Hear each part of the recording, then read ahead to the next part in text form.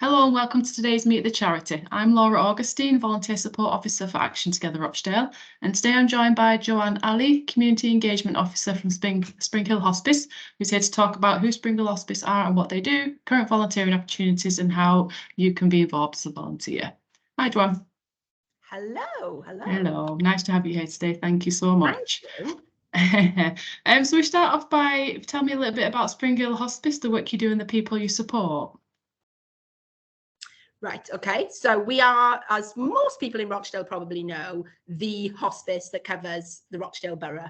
So we cover Rochdale, we cover Haywood, we cover Middleton. Most people probably think that we are here to care for people at the end of their lives, and that's it. There's the kind of a real misconception about the hospice that that's all that we do. People go into the hospice at the very end of their lives and maybe don't come out. That is a big part of what we do. That really, we do offer that end of life care service, but there's so much more to the hospice than just that. So not only do we have the inpatient unit, but we've got a really active community team, a hospice at home team. We have a day hospice, we have bereavement services. So there is actually a lot more than just that perception, I think, of end of life care. So there's lots of, in terms of volunteering, it means there's lots more opportunities than what maybe people just think, which is maybe working on a ward, which may be really difficult, a really difficult thing to do. So I think it puts a lot of people off because they think, oh, I don't want to do that, therefore I can't help. Absolutely. No, it really is. It's not just about that. You do so much more. And I think getting out there to prospective volunteers and people in general, it's really good. It's great. It's needed. And I think as well, some people still have this misconception that it's like almost like a private hospital. Wow. Okay. That people still, when you talk to people who have never had a dealing with the hospice, they think that it's like you have to pay for it. It's like you don't have to pay for the service. So again, I think that impacts on people potentially volunteering if they think it's like some kind of private healthcare facility. That why would they offer their time to a private healthcare facility that's like a business? Yeah, of course. Oh, I get that. It's not that at all. Yeah. Kind of like charity, and majority of our income is from fundraising. Wow. Okay. That's interesting. Yeah. Excellent. And where's Springhill Hospice based, Joanne? So we're just off for everyone in Rochdale. Most people probably know Oldham Road or Kingsway Park High School. We're kind of sandwiched between those two places on a place called Broad Lane. So it's pretty central, big car park if you can drive. If you can't drive, then we're kind of very close to main bus and tram routes. And there are volunteer opportunities throughout the borough as well, because it's not just the hospice. We've got sort of retail outlets throughout the borough as well. So there's opportunities there. Maybe some people might live in, I don't know, Middleton and sort of say, well, I don't drive, so get into Rochdale to help at the hospice. Nah, it's not something that I can do. We've got a really thriving shop in Middleton. So people don't need to be able to travel into Rochdale and be in the hospice if that doesn't suit them. Okay, excellent. That takes me nicely on to the next question. Okay. Could you tell me a little bit about the volunteer opportunities you currently have on offer? Oh, wow, so many. So let's kind of start with the traditional one, which people think of, which is maybe helping in the hospice. So that is maybe helping on the ward or helping on reception, greeting people, dealing with phone calls when people first ring the hospice, helping in the kitchen, because obviously our patients need 3 meals a day. Their visitors and their families need feeding, staff need feeding. So the kitchen's a really busy spot. As is, as I say, the ward and the reception. The hospice itself is within a 4-acre plot.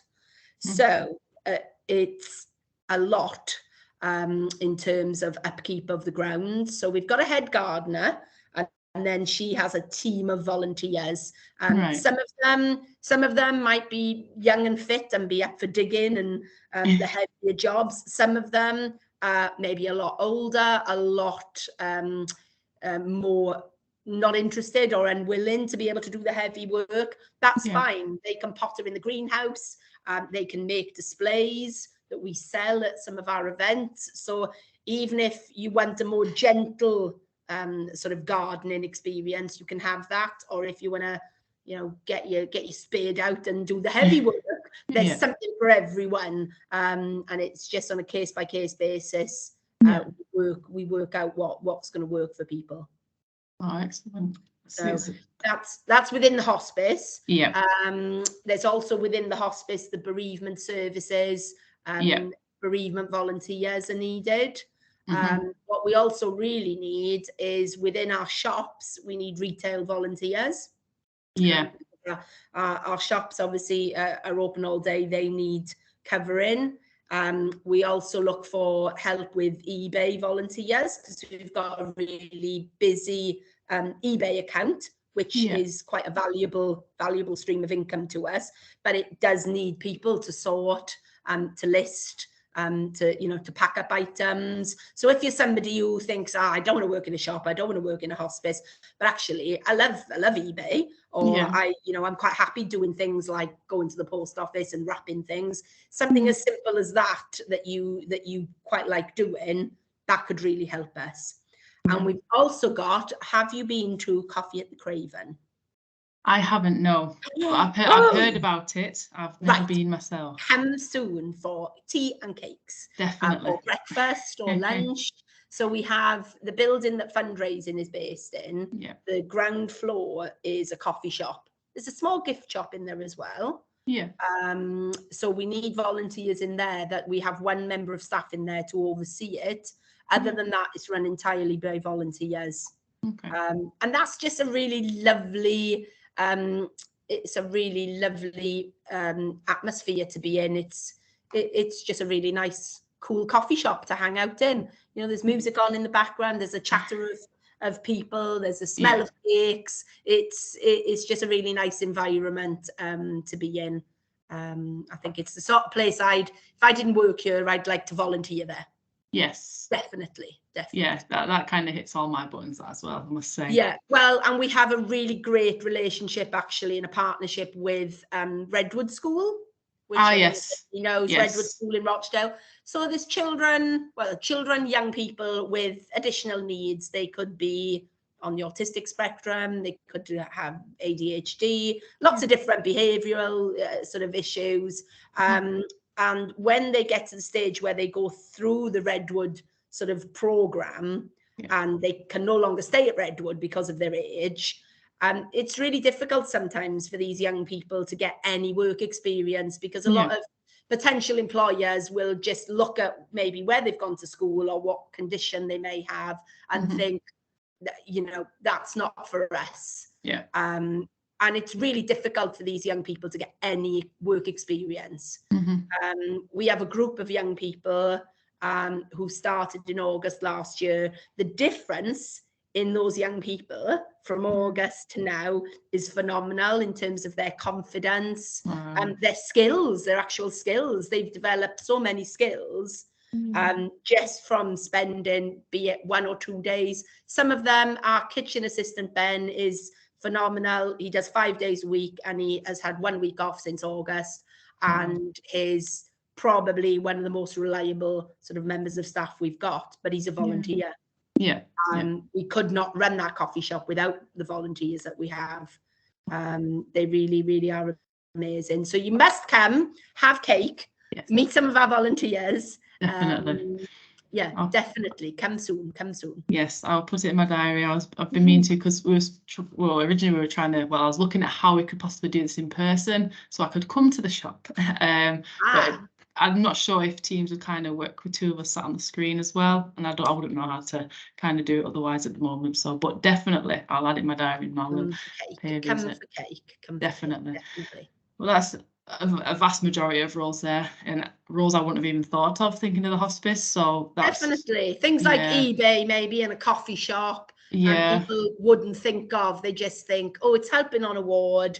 Maybe Yeah. I'm not good around people who are unwell, or you Yeah. know, people I'd get upset doing that sort of thing. Yeah. So I'm therefore I rule out the hospice, and it is actually, so that's just a small part of Yeah. the volunteering opportunities.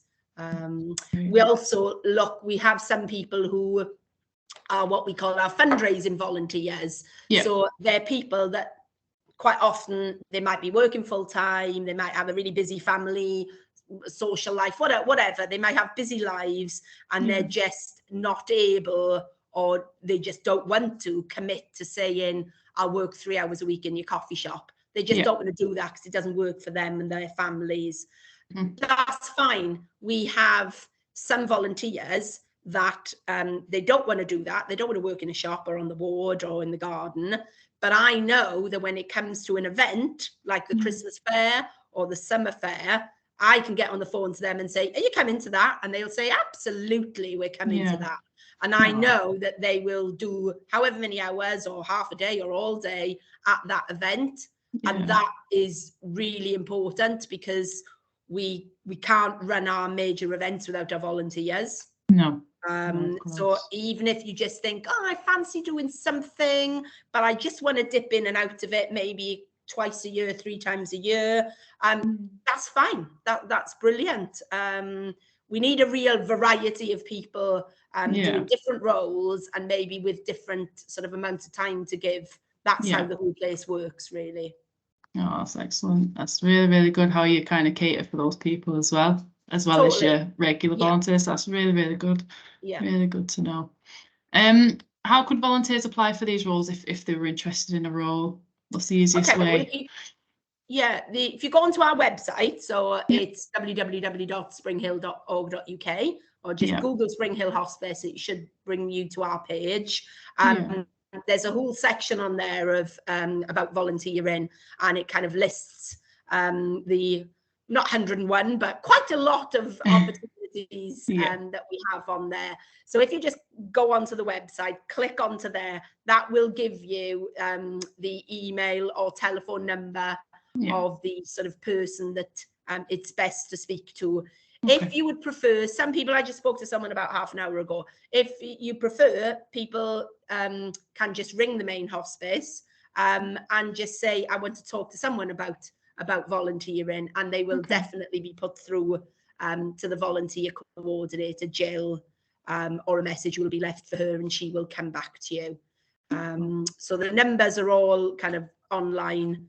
And as I say, some people come to an event and end up chatting to one of us, and then actually go away saying, okay, make that contact with one of us in person, and then end up volunteering from that. You don't have to do that. You don't have to come and see us. You can just go online and process your interest that way. Whatever works for you. For some people, they prefer to come in first to maybe the coffee shop or a shop and get a feel for the place. And then speak to someone, a member of staff, and say, actually, I do want to take this, I am interested in volunteering. So whatever works for people, really, we're kind of flexible. Excellent. And I know we also have some of your roles on our website, so actiontogether.org.uk. We've got two, I'm just looking at them now, 2 pages of roles. So there's a lot on there. I'll have to check if every single one's on there. I'll cross-reference it with your website, but we've got quite a lot on there. There's a good variety, I think. Yeah, definitely. So if a volunteer obviously goes to your website and they ring you or they come in and see you, once they've sort of said that they're interested, what's the process then for taking volunteers on for a role? Right, so they get an application form, which they can fill out and leave with us, or they can send back to us. And then the volunteer coordinator will go through that, and one of the things on there will be requesting references. So which is fairly standard, I think, for for any charity. So we will apply for references, and subject to those being okay, then the volunteer will be called in to have a chat, have an induction. If we need a DBS check, then they will also go through that process. And then subject to everything coming back and everything being what the volunteer wants it to be, then the volunteer would get their training in their kind of, depending on what they do. So it might be things like manual handling, or it might be, keeping people safe, depending on what kind of, or it might be more training if they're, say, in the kitchen environment. So there'd be different things that we would offer people in terms of training, depending on the role. Okay. And then really, once they've gone through that whole process, they're good to go, and they're left then to liaise with the individual manager of whichever department. So if they end up wanting to work in one of our, say, the Middleton shop, then they would liaise with the manager of that shop as to, right, what sort of hours are you able to do, what days are you able to do. So again, I think the key really is kind of flexibility. That's really the key to kind of how we are with volunteers, I think, or how we're seeking to be with volunteers. Okay, excellent. And in terms of the references you mentioned, are they able to be like character references if you don't have specific like employer references? They can just be someone who's able to reference your character. Okay. It could be anyone really. Not everybody's going to have an employment history. If you look at the young people from Redwood, they're young people who have, in the main, never had any kind of employment at all. But still, there are people who are able to say, teachers who are able, or job coaches who are able to say, these young people have got all the qualities that you would need in a volunteer, and are enthusiastic to get started. So even younger people who are, I know, for example, my daughter did a DV volunteer stint at the coffee shop downstairs. So even people of a young age who have never had any employment history, they can still end up volunteering for us. So there's no bar, there's no excuse for anyone. No, there isn't, and that's how it should be. Excellent. You mentioned training, obviously, for specific, depending on the role, obviously they get the right training. But are there any roles that you sort of want volunteers for that require any specific skills or training before they start, or is it just whichever role you do, that's the training that you'll kind of? I think there's nothing that springs to mind. It's just, there's more generic training for sort of everything. And then, if you are working with, I don't know, for example, if you're in a kitchen or in the coffee shop, there will be certain training if you're operating the till, or obviously if you're operating certain equipment in the kitchen, and there will be specific training for that. So it's just depends on the job itself, really. And some tasks are much simpler than others. Definitely. Really. So it's just depends on the role. Thank you. And will the volunteers, do they get expenses covered for like the bus fares? We can pay expenses. Yeah, we can pay expenses for volunteers. The majority of volunteers we don't pay expenses to, because people just want to volunteer their time and help the hospice, is what we find. And also people are generally very local as well. So people tend to pick the thing that is probably closest to them. So if they are, they maybe, I don't know, they live in Littleborough, and they're not far out of town, and they think, I really want to get involved, but I don't want to go up to the hospice, and they end up doing a shift once a week at the shop. They might walk down to that, or it fairly close to their home. So it's probably more of a headache trying to work out what your mileage is when you've done 0 point something of a mile. Yes, it is a headache. We can pay expenses. The reality is, because everybody is generally very local, there's probably little in the way of expenses most people actually would incur anyway. Yeah, to be fair, I've found that as well. It's any volunteers we've kind of had in our in-house roles, we've never had one claim expenses. It is because that's that localised volunteering. Because it's all local. I mean, I wouldn't want that to ever bar anyone. If somebody was thinking, oh gosh, I'm in, I don't know, for example, I'm in Milnrow, and I'd really love to help out one day a week at the Littleborough shop. but I would need a bus, and it is going to be £2. And actually, to be honest, I don't have £2 spare, but I'm happy to commit to working, you know, a 6-hour shift in your shop. Then that's certainly something that it would benefit us to still have that person and pay those expenses. So, you know, I wouldn't want it to be a bar to someone thinking, oh, they won't pay expenses, so I'm not going to. We don't not pay them. We can pay them, but just as I say, in general terms, it doesn't really come up with that many people because most people are so local to where we are. Okay, cool. And how would you support volunteers in their role, sort of, once they start? Well, I think volunteers get supported by, we have a volunteer coordinator who's employed by the hospice.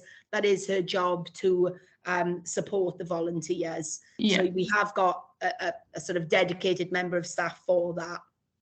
There will then be, so that is an overall for all volunteers. So that person, you know, can always be sought out by a volunteer. But in addition, there will be a sort of an immediate manager for whatever area of work they're doing. So if they're helping out in the garden, our head gardener would be the person that they would go to get support. If they were in a shop, it would be the retail manager of that individual shop.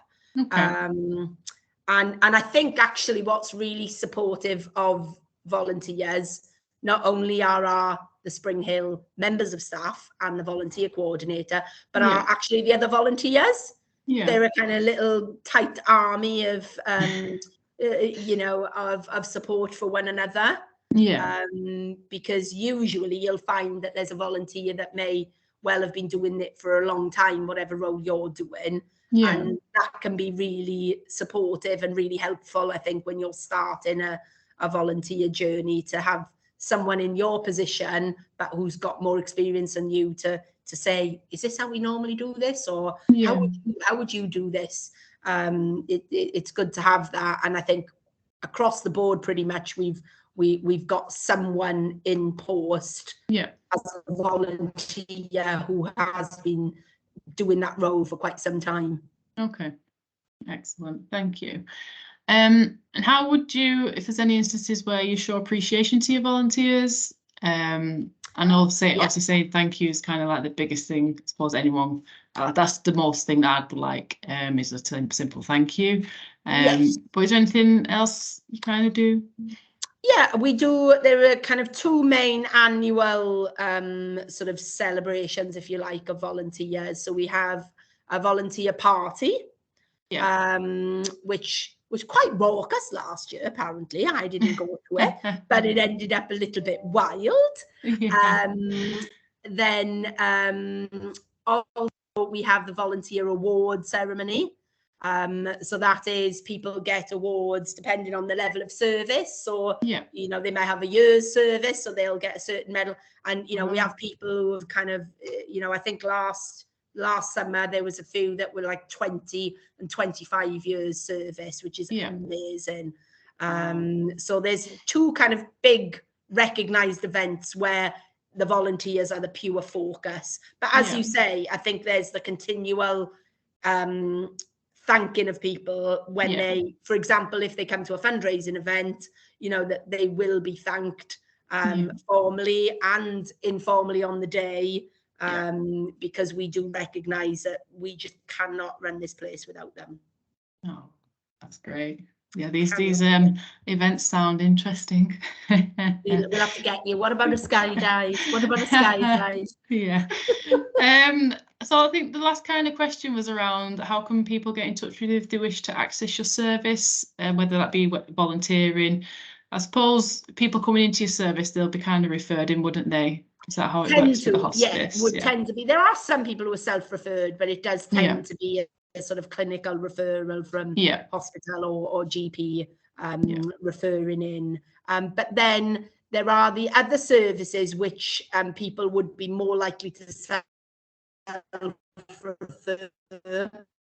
For example, I'm thinking more than this or the day hospice, because sometimes somebody may well have had a loved one at the hospice, and they may feel at the time approached, do they want to use the bereavement services? They may feel like they don't need that, or they just can't even consider that at that time. In 6 months, it may be 12 months down the line that they are then ready to maybe have a discussion with someone, and maybe ready for the services that we can offer. So at that stage, as you say, they weren't a service user, their loved one may have been, and it's months and months after the event, when they were coming back and forth to the hospice, they may find that they want to benefit from the services. So at that stage, they can simply contact the hospice regarding the services that we could offer them, as an individual, not as somebody, as an inpatient, but as someone using one of the other services. The same with the day hospice. That's the sort of thing that people may be more inclined to refer themselves to. So again, the main hospice number 649920 Rochdale, or look on our website, and details of all our services are on there. Excellent. Well, thank you very much. Thank you, Joanne. That was very good and very full of information. I wasn't aware of so many different things that you do. So it's really good hearing it all. As Joanne mentioned, head over to www.springhill.org.uk. You can look at all the volunteering opportunities there, read about what they do, how you can help and how they help you. And you can also read news and stories on the website as well. But yeah, thank you very much, Joanne. Thank you.